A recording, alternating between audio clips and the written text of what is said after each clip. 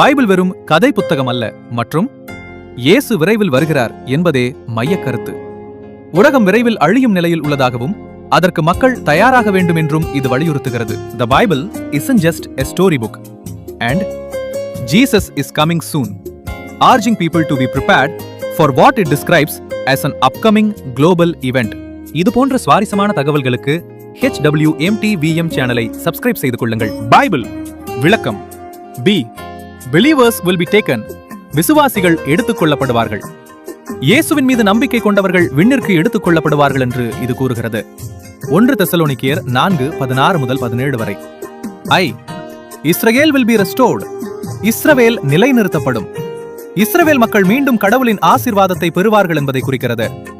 ரோமர் 11:25-27 வரை. B. Billions left behind.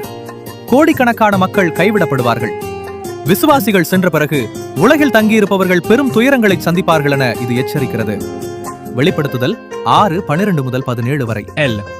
Lost suffer God's wrath. வழி தவறியவர்கள் கடவுளின் கோபத்திற்கு ஆளாவார்கள்.